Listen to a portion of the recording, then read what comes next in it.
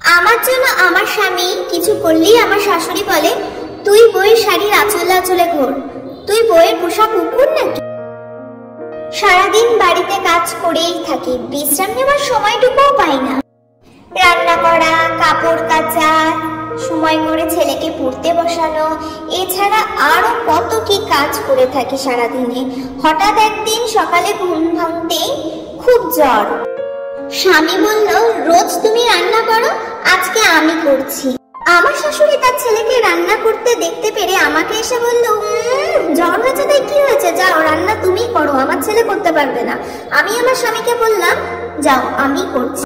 কালকেই ননদ আর ননদের বর এসছে। ননদের প্রচুর জ্বর, ননদের বর জলপট্টি দিচ্ছে আর শাশুড়ি বলছে, ভালো করে জলপট্টি দাও, আমার মেয়েটা যেন তাড়াতাড়ি সুস্থ হয়ে ওঠে, আর মেয়ে বাড়ি গেলে যেন ওকে বেশি কাজ করতে দেবে না। তুমি তো ভালো চাকরি করো, একটা কাজের লোক রাখবে, আর যেদিন ছুটি থাকবে মেয়ের হাতে হাতে সাহায্য করবে।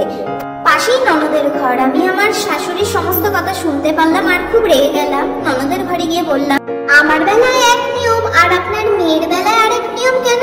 শাশুড়ির সঙ্গে বেশ কিছুক্ষণ তর্ক বিতর্ক হওয়ার পর শাশুড়ি নিজের ভুল নিজেই বুঝতে পারলো আর আমাকে বলল, আমার ভুল বুঝতে পেরেছি বৌমা, আজ থেকে আমার ছেলেও তোমার হাতে হাতে সাহায্য করে দেবে।